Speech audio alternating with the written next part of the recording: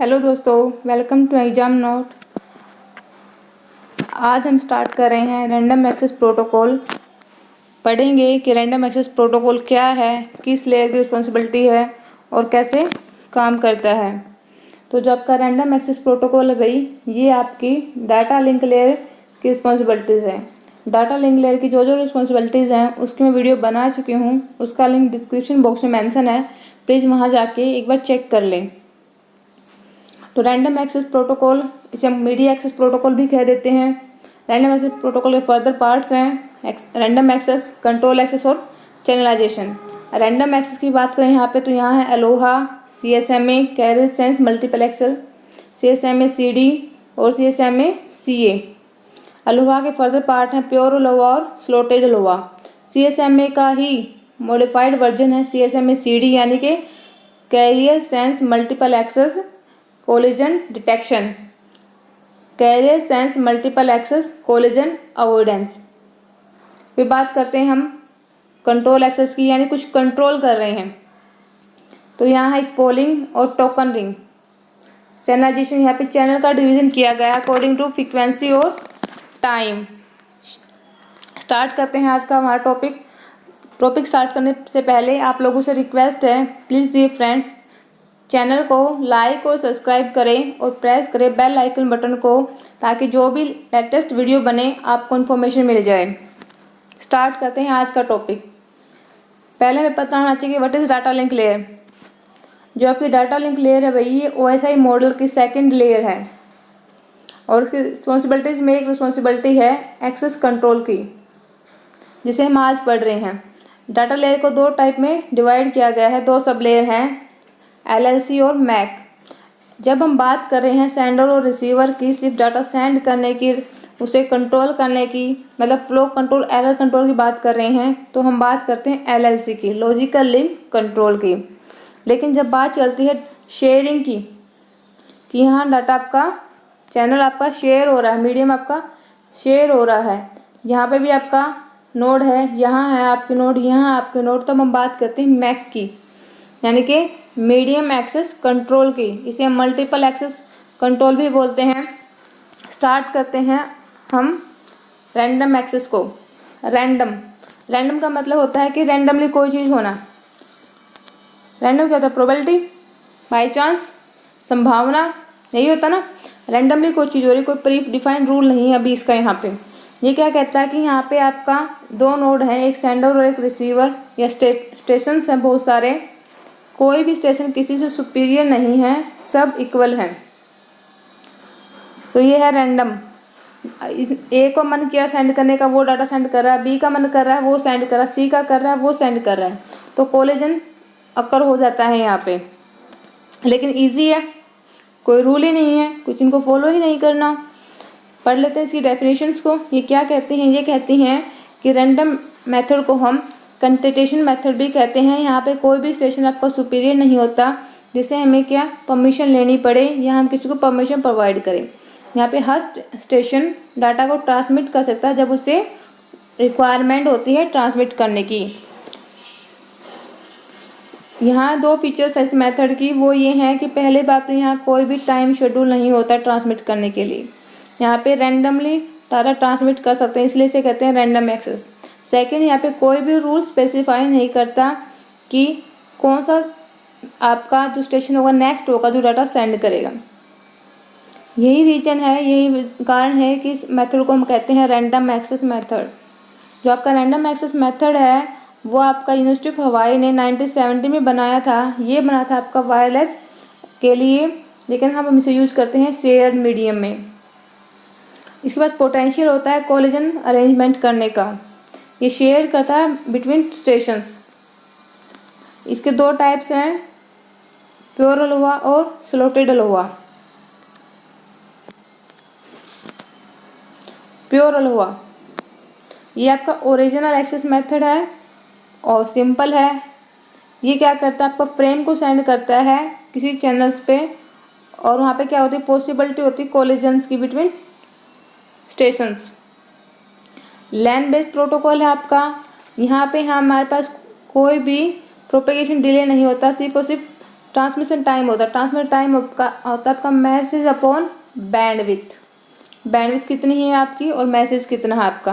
Variable time यानी efficiency आपकी होती है 2 इंटू ट्रांसमिशन टाइम, ये आपका वेरिएबल टाइम होता है। एफिशिएंसी आपकी होती है G इंटू E-2E और ये फिक्स वैल्यू होती है 0.184।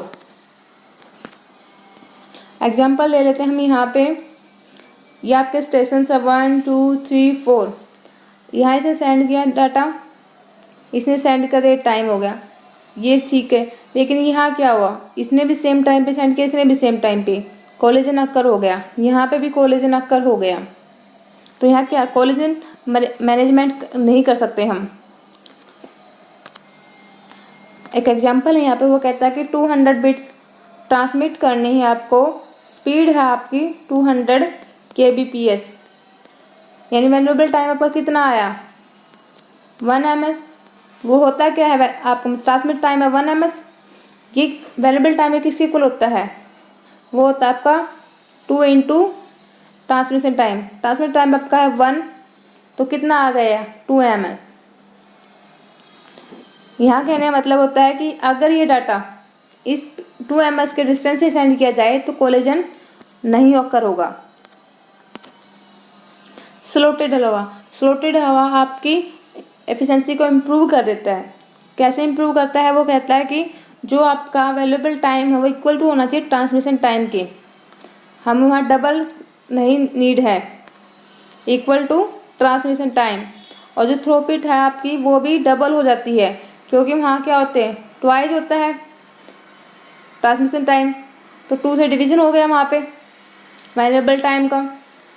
यहाँ क्या इक्वल टू है तो 1 से मल्टीप्लाई होएगा डायरेक्ट, तो वहाँ पे 0.184 थी, तो इसको हम 2 से मल्टीप्लाई करें तो क्या आएगा 36.8। इन स्लोटेड हवा की एफिशिएंसी, ये फिक्स वैल्यू है, ये आपको याद करनी पड़ेगी, बिल्कुल फिक्स है, याद रखो, डायरेक्ट अप्लाई करो न्यूमेरिकल में और आपका कंक्लूजन निकल के आ जाएगा। Carrier sense multiple access, carrier sense multiple access, जैसे कि नाम से ही आइडेंटिफाई हो रहा है कि कैरियर सेंस मल्टीपल एक्सेस, यानी जब सेंस कर रहा है डाटा को, ट्रांसफ़र करने से पहले सेंस कर रहा है, यानी क्या कर रहा है sense before send, listen before talk. ये क्या कर रहा है, मिनिमाइज कर रहा है आपका कोलिजन को और इम्प्रूव कर रहा है आपकी परफॉर्मेंस को। यहाँ पे हो रहा है डाटा सेंड करने से पहले वो सेंस करेगा। यहाँ ये आपके स्टेशंस हैं A B C and D। ए आपका डाटा ए ने सेंस किया कि फ्री है, डाटा सेंड कर दिया, हो गया सेंड। एक बात क्लियर कर लो आप यहाँ पे कि ऐसा नहीं है कि पूरा ही चेक कर लेगा कि पूरा आपका लिंक है जो शेयर मोड है वो फ्री है या नहीं, वो सिर्फ अपने सामने वाले को देखता है, मतलब नियरेस्ट ही पता लगा सकता है कि आपका जो चैनल वो फ्री है या नहीं। ऐसी पॉसिबिलिटी हो सकती है कि ए यहाँ है, बी यहाँ, सी यहाँ और डी यहाँ। ए ने चेक किया फ्री है, सी ने चेक किया फ्री है, ए ने भी डाटा सेंड कर दिया और सी ने भी डाटा सेंड कर दिया, क्या हुआ कोलिजन अक्कर हो गया। लेकिन जब तक सी को कब पता लगेगा, जब वो कोलाइड सिग्नल ए को मिलेंगे और वो कोलाइड सिग्नल सी को मिलेंगे। यहाँ डिटेक्शन का कोई मेथड नहीं है, यहाँ पे हम डिटेक्ट नहीं कर पा रहे हैं। CSMA के परसिस्टेंस है यहाँ पे 1% 0% और P।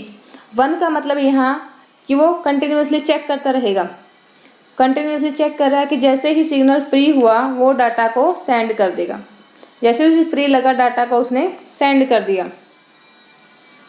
अब यहाँ वर्स्ट केस क्या हो सकता है कि ए ने देखा आपका सिग्नल फ्री है, ए ने डाटा सेंड कर दिया, बी ने देखा फ्री है, बी ने भी सेंड कर दिया, सी ने देखा फ्री है, सी ने भी सेंड कर दिया, क्या हो गया कोलाइड। अब जो कोलाइड डाटा है वो मीनिंगलेस है, कोई मीन नहीं बनता। ये केस यहाँ कर हो सकता है। फिर आता है 0%।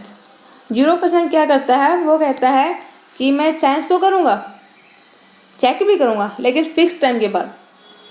यानी अगर इसने देखा 5 मिनट पहले ही कहता फिर मैं 15 मिनट बाद चेक करूँगा। ऐसा नहीं कि कंटिन्यूसली चेक करा, कंटिन्यूसली चेक करा लेकिन फिक्स्ड अमाउंट में, कुछ टाइम ले रहा है ये। 15 मिनट चेक बाद चेक किया कि फ्री है या नहीं, देखा 15 मिनट बाद डाटा फ्री है, सेंड कर दिया।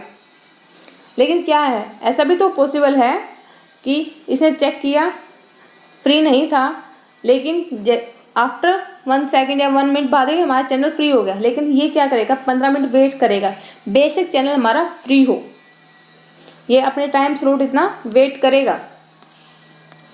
पी, जो पी परसिस्टेंस है यानी प्रोबेबिलिटी, वो आपकी 1 और 0 के बीच लाई कर रही है, यानी कम्बिनेशन है 1 और 0 का। ये कंटिन्यूसली चेक भी कर रहा है और टाइम फिक्स ले रहा है, लेकिन लिमिटेड, बहुत कम टाइम ले रहा है। वैसे 15-15 मिनट या 30-30 मिनट ले रहा था, यानी प्रोबेबिलिटी है यहाँ पे। वो क्या प्रोबेबिलिटी, वो आपकी 0 और 1 के बीच में लाई कर रही है।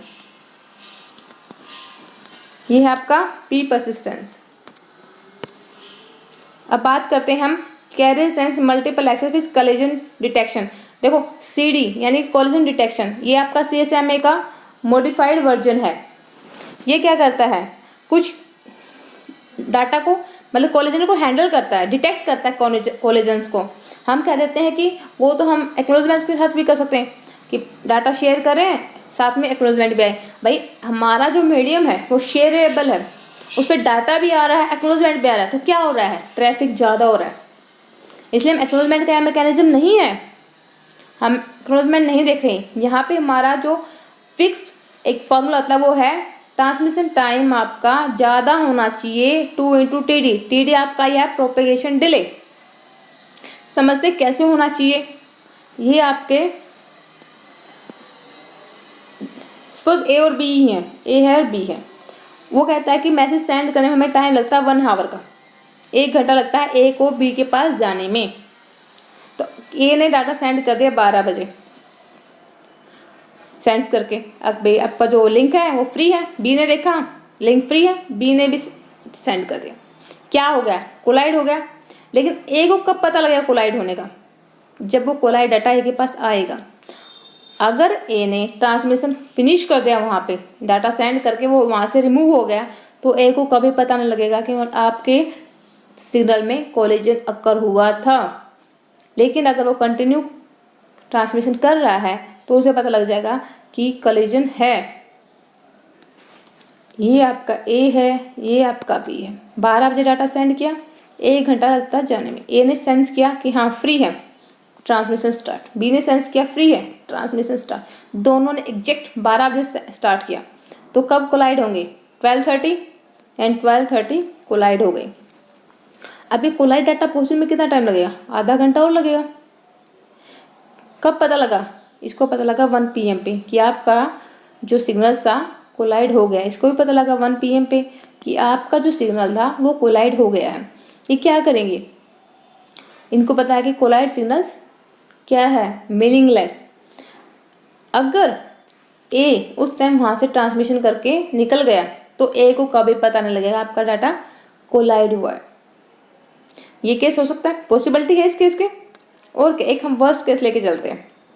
अगर ये है आपका ए, ये है बी।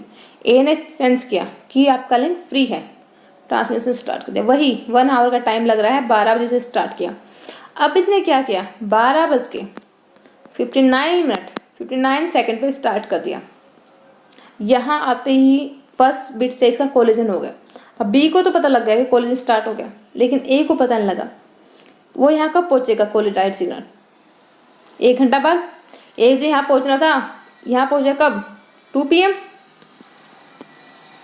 अगर ये ट्रांसमिशन कर रहा है तो उसे पता लग गया कि यहाँ पे कोलाइड हो गया सिग्नल। अगर ये ट्रांसमिशन नहीं कर रहा तो उसे नहीं पता लगा कि आपका सिग्नल कोलाइड हो गया है। तो क्या कर सकते हैं हम करेंगे, जो आपका ट्रांसमिशन टाइम है वो आपका इक्वल टू ट्वाइस या उससे ज़्यादा होना चाहिए प्रोपेगेशन डिले से। ट्रांसमिशन टाइम क्या होता है आपका, मैसेज अपॉन बैंडविड्थ यानी मैसेज की जो लेंथ है वो, तो क्या निकालेंगे हम यहाँ पे, L equal to 2 TD into bandwidth. ये फॉर्मूला ड्राइव हो गया। यही फार्मूला आपको यूज करना है हर न्यूमेरिकल में। आपसे क्या पूछा जाएगा, आपसे पूछा जाएगा वैल्यूएबल टाइम क्या होता है, एफिशिएंसी क्या होती है, उसे हम निकाल सकते हैं। ट्रांसमिशन टाइम क्या होता है, मैसेज की लेंथ अपॉन बैंडविड्थ, कितना टाइम ले रहा है वही निकालते हैं हम। वो उससे आपका ट्वाइस होना चाहिए ताकि आप क्या करो, कोलिजन को डिटेक्ट कर सको। उम्मीद करती हूँ आपको समझ आ गया होगा। एक बार हम रिवीजन लेते हैं। हमने पढ़ा आज मैक के बारे में। मैक के 3 मेथड होते हैं, रैंडम, कंट्रोल और चैनलाइज्ड। रैंडम के पार्ट होते हैं अलोहा, CSMA और CSMA CD और CA। CA का वहाँ भाई कोलिजन को अवॉइड किया जाता है, ठीक है। अलोहा के फिर फर्दर पार्ट होते हैं प्योर अलोहा और स्लोटेड अलोहा। प्योर अलोहा में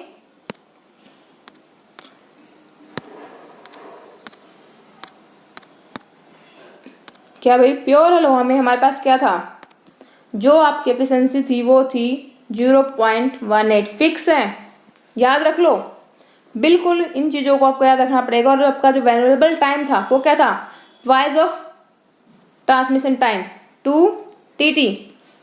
स्लोटेड की बात करें तो यहाँ आपका हो जाता है 368, इसका डबल यहाँ क्या हो जाता है, इक्वल टू ट्रांसमिशन टाइम। ये बात की हमने स्लोटेड अलोहा और प्योर अलोहा की। अब बात करते हैं हम CSMA और CD की। कैरियर सेंस में क्या करता है, डायरेक्ट सेंस करता है और ट्रांसमिट कर देता है। वहाँ वो लेता है कि आपका जो प्रोपेगेशन TD के इक्वलेंट ले रहा था, T2 equal to TD, propagation delay पे हो रहा है। और CSMA CD में क्या करे हैं, क्यों अब हम कर रहे हैं कोलिजन को डिटेक्ट। सिंपल CSMA कोलिजन को डिटेक्ट नहीं कर रहा था, उसे कोलिजन का कब पता लग रहा था, जब वो सिग्नल मूव करके उसके पास आ रहे तब। यह हम कोलिजन को करें डिटेक्ट, उसके लिए हम यूज़ करते हैं जो आपका ट्रांसमिशन टाइम है वो आपका ट्वाइस होना चाहिए प्रोपेगेशन डिले की। और प्रोपेगेशन डिले कौन सा टाइम होता है, A से यानी सेंडर A से सेंडर B के पास, रिसीवर पास जो पहुंचने में टाइम लगता है वो, तो उसका आपका डबल लेके चलना पड़ेगा ट्रांसमिशन टाइम, तब आप कोलिजन को डिटेक्ट कर सकते हैं। उम्मीद कर रही हूँ आपको सब समझ आ गया है। कुछ नहीं समझ आता तो प्लीज़ कमेंट बॉक्स में कमेंट कर दें। दोबारा रिक्वेस्ट करती हूँ आप लोगों से, प्लीज़ चैनल को लाइक और सब्सक्राइब करें। Thank you friends.